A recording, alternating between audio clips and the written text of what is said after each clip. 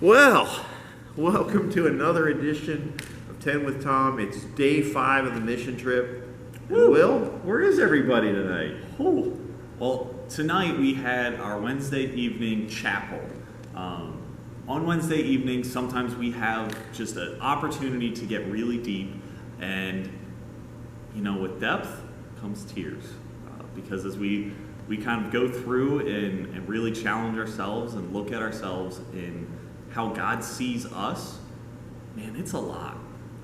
And tonight, I know our girls and guys are going back to their rooms to rest, get rehydrated, because hydration is key, and crying makes you dehydrated. Lesson of the day right there. A lot of processing going on tonight. Yeah. And we're looking forward to just in a couple of minutes to go back and hang with the guys for a little bit.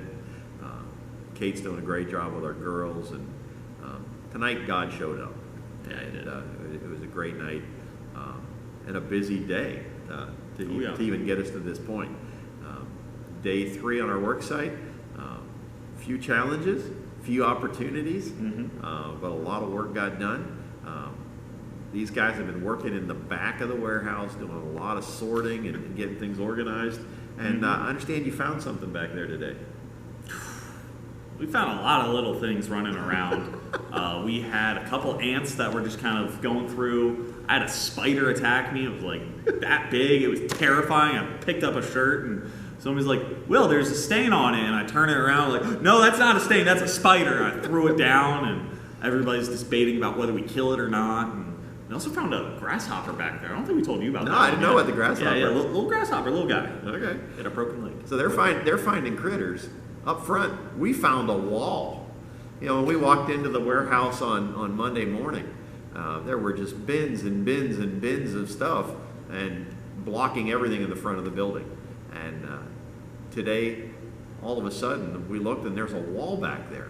And I said to a couple of the employees, "When was the last time you saw that wall?" And they both looked at me and went, "We've never seen that wall." So a lot of work getting done, and the kids are doing a great job, and we're having a great time with that. Working through the challenges of doing the same thing over and over and over again. But it's been real fun hearing from some of the people that work there about the impact the kids are having on their staff, and the encouragement of having people come in and just be encouraging and going and doing jobs and helping them to get to places like being able to see a wall that they haven't been able to get to in a long time, knowing that they're not alone in the things that they do on a daily basis. Yeah, I think it's crazy to think that they've never seen that wall before. And when I told the students that, like, hey, we've been doing the same thing over and over and over, and we were starting to wonder, like, why are some of these deeper ones having, like, critters and stuff in there? And Tom told me that, and I'm like, guys, we're going through backlogs of what could have been sitting there for years. And this is stuff they probably never could have gotten to with their manpower, because it's just insane. But it's that impact that we're able to help them get through that and get it back out there, get it to the people that need it. It's crazy, because without that perspective of what's going on in the front, that we're actually making this huge dent. Because in the back, we just one pallet at a time. We don't know that there's only 3 more left, and I think 2.5 actually, if I remember correctly. We took 1 more after you told me that. So I'm excited to see what we do after we finish those pallets tomorrow. Yeah, could have a new job on day 4. And of course, we're here to work, we're here to serve, and a lot of us choose to go on a mission trip for that very purpose, to serve others. But then there are the times on the mission trip, like tonight, where God reveals that He doesn't just have us here to serve, but He's here to meet with us. And tonight we looked at 4 areas in our lives where sometimes we've got some insecurities and some struggles, and we spent a little bit of time doing some introspection in each of those areas. And do you want to cover those real quick for us, Will? Yeah, so we spent some time looking at appearance, because outward appearance was the first thing we always think about. Relationships. We get judged on our relationships with people, with whatever. We spend some time with that and reminding ourselves most important relationships with God. Performance. It kind of fits with relationship a little bit, but how we do things, how well we do things. Are we number 1 on the team? Are we most smart, highest grades, whatever? we rate ourselves on our performance as well. But God's looking at who we are, not are you doing better than the person next to you. And identity, which I think is a huge one, because especially in today's culture, we're being told where your identity needs to be. You need to identify as this, that, the other thing. And then we're also being told what our identity that we choose means. Before we can even get a word out, oh, you're Christian, man, there's 50 different assumptions that come with it. And there's that with everything else. And so I think identity, spending that time to remind ourselves that, no matter how we label ourselves, we're just one of Christ's children. And we're all lost, we're all broken. We all struggle in all 4 of those areas.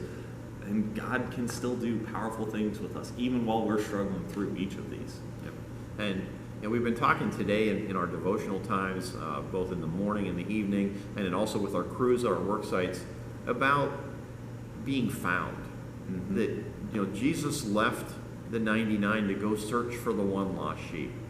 We also talked about the widow who lost that one coin and went after it with everything she had because it was so precious to her. And that Jesus has that same kind of want for a relationship with us. And he'll do whatever it takes. And that he's constantly on the lookout for us. Back at the church, if you've been on Main Street, you've seen the fountain from the rocks that were from our dedication, the Ebenezer fountain. And going back to the Old Testament where they laid those rocks of a foundation to commemorate an important event in their lives where they met with God. And this has been, I think, for a lot of our students, one of those Ebenezer moments where they are growing in that relationship. They're realizing that not just are we seeking God because we're trying to figure life out, but that as we're trying to figure things out, God is seeking us. And when he finds us and reveals himself to us, boy, the light bulbs go on and things begin to change. Yeah. Spending the time to just remind ourselves, and for our students, get centered the first time, a second time, whatever it is, just on where we're at with God and how he's always there trying to find us. And it's not like he can't see us. He sees us the whole way. We can't hide from him. We read that scripture. It was Psalm 139:7 over and over this morning, reminding ourselves that we can't hide. We try, but God's right there. He's looking and he's waiting and he's saying, come on, just turn around. I'm right here. Come on, please turn to me. And depending on where we are in our own lives, that can be a terrifying thought or it can be a very comforting thought. Oh, yeah. And so we pray for all of you. That's a comforting thing, knowing that we can't flee from the presence of God, but he's with us wherever we go. So take heart in that. Now, parents, if you've got kids who've never been on a mission trip, this isn't a one-time shot. We're already looking forward to next year, and we would love to have your kids be a part of it. Students, if you're watching, we want to get you involved. And regardless of whether you're coming because you want to do work, you just want to get away, God can use all of those circumstances to make things like Happen Tonight happen. And so we hope that you're going to begin praying about that.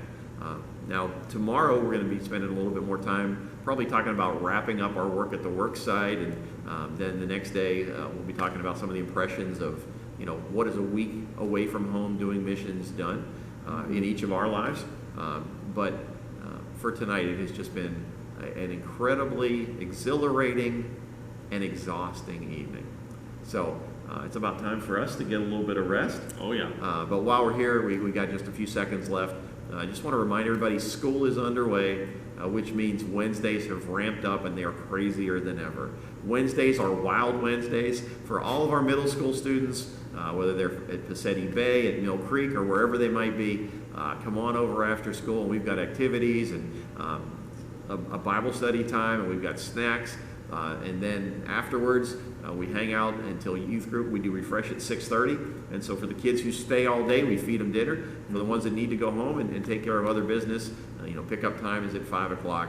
But we've watched that ministry grow through the years, and it's an exciting place to be on Wednesday afternoons, isn't it? Oh, yeah. So if you're not a part of that, we invite you to be a part of that as well. So thanks for hanging with us today on 10 with Tom. Next week, you'll get to hear about, what day is it? Is it day 6? Have we been gone that long? Is it day 6? All right. Tomorrow's day 6. So wow. We'll catch you up on that next week, and hopefully get you excited for whatever missions we've got going next year. But we love you.